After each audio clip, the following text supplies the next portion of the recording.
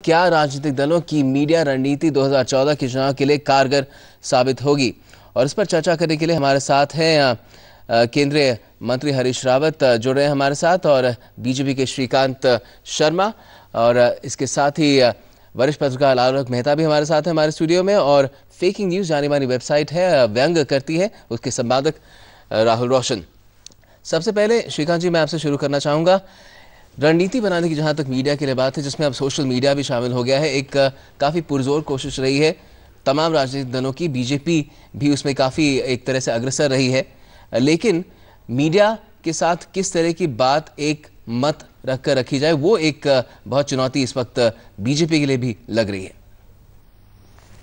देखिए, मैं आपको स्पष्ट कर दूं, बहुत अच्छा सब्जेक्ट आपने चुना है जी, लेकिन कांग्रेस के साथ बीजेपी की तुलना करना इस सब्जेक्ट पर एकदम मैं ठीक नहीं मानता, क्योंकि जब सरकारें बनती हैं तब कैबिनेट का गठन होता है, और जब चुनाव नज़दीक आता है तो पॉलिटिकल पार्टियां अपने हिसाब से अपने चुनाव प्रबंधन के लिए लोगों को चुनती हैं।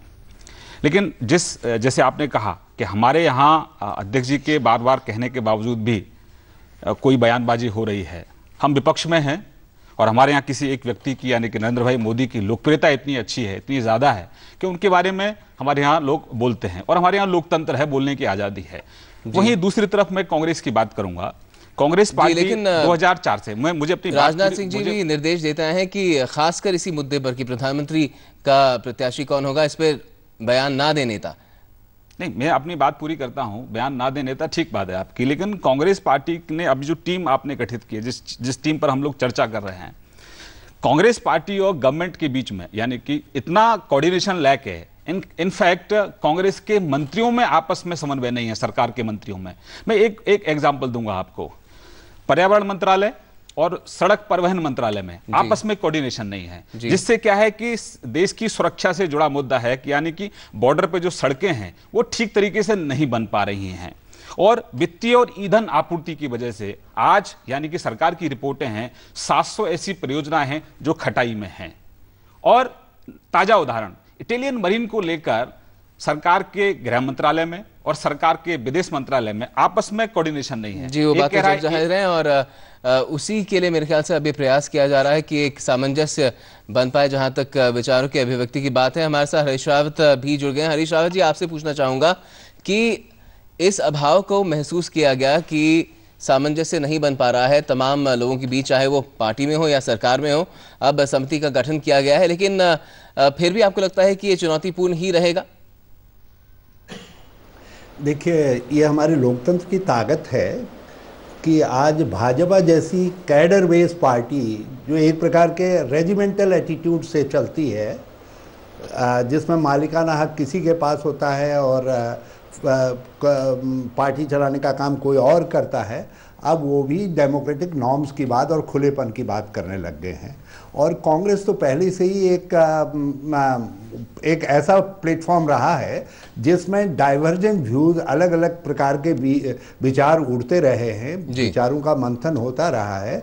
आप ये नेहरू जी के टाइम से लेके इंदिरा जी के टाइम तक बहुत सारे ऐसे उदाहरण हैं। कांग्रेस के पीक में भी ऐसे टाइम हैं जब नेतागणों ने अलग अलग तरीके के विचार रखे हैं, और अंतोगत्वा उसे एक सेंट्रलाइज व्यू इमर्ज होता है, क्योंकि कांग्रेस हिंदुस्तान की जो है, जो डेमोक्रेटिक प्रोसेस है ओपिनियन बिल्डिंग की, उसकी मेन धारा रही है। इसलिए ये कहना, वो बहुत ठीक हमारे साथी श्रीकांत जी ने कहा कि हमारी और भाजपा की तुलना नहीं की जा सकती है करके, और मगर मैं आपके सवाल को 3 संदर्भ में देखता हूँ। एक तो यह है कि चुनाव के वक्त में और दूसरे वक्तों में प्रत्येक पार्टी, और जो पार्टी इन गवर्नमेंट है, वो ये चाहेगी कि मैक्सिमम कोऑर्डिनेशन रहे और एक तरीके का विचार उभर करके आए। दूसरा जो है, मैं इस संदर्भ में देखता हूं आपके प्रश्न को इसलिए महत्वपूर्ण है क्योंकि अब सोशल मीडिया के इमरजेंस के साथ जो है बहुत कुछ परिवेश में बदलाव आ रहा है। इंटरनेट कनेक्टिविटी इतनी ज़्यादा बढ़ गई है, नए नए लोग नए तरीके के विचारों के साथ अपने इसमें जुड़ रहे हैं। तो प्रत्येक पार्टी को, प्रत्येक पॉलिटिकल पार्टीज को जो इस उसमें अपने एग्जिस्टेंस को बनाए रखना चाहती है, उसको इसके विषय में कोई न कोई रणनीति, एक वो वे ऑफ एक्शन जो कहेंगे या वे ऑफ वर्किंग जो है वो निकालना पड़ेगा। और तीसरी बात यह है कि आप चाहे प्रिंट मीडिया के समय में तो आपको बहुत कॉशन की जरूरत नहीं होती थी, मगर इलेक्ट्रॉनिक मीडिया के युग में आपको बहुत कॉशन की जरूरत है, क्योंकि आपके किस शब्द का किस तरीके से अभिप्राय निकाल दिया जाए, और उसको जब एक बार ऑन एयर हो जाता है तो फिर उस पर किसी का कंट्रोल नहीं रहता है और वो सारे देश के अंदर प्रचारित हो जाता है।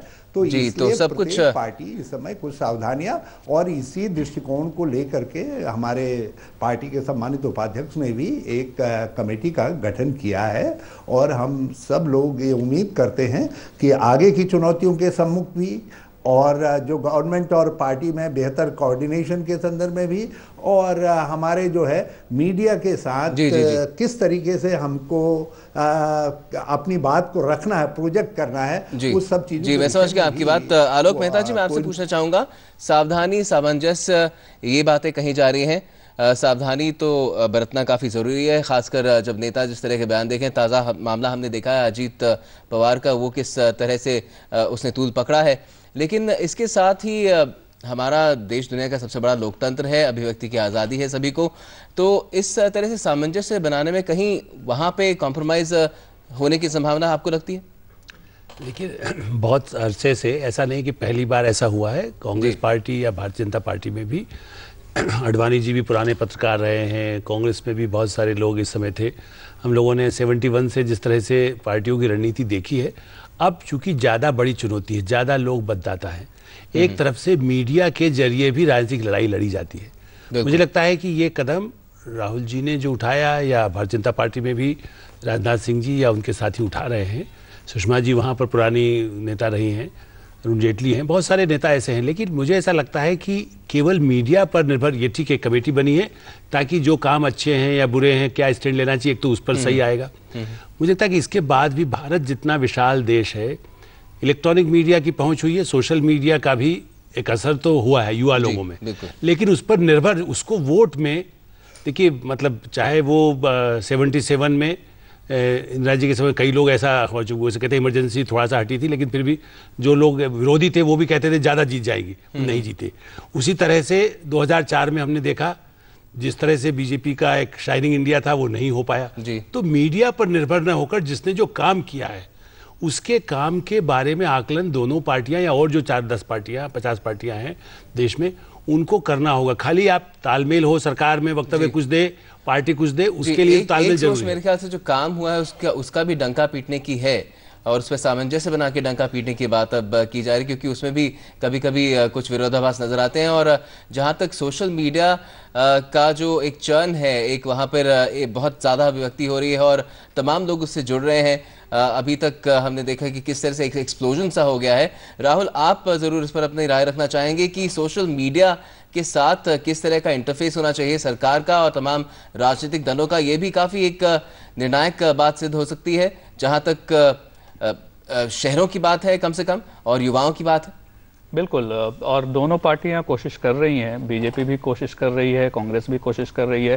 कांग्रेस थोड़ी सी पिछड़ती नज़र आ रही है, उनको अभी भी थोड़ा समझ शायद लाना है कि सोशल मीडिया में कैसे बातचीत करनी है।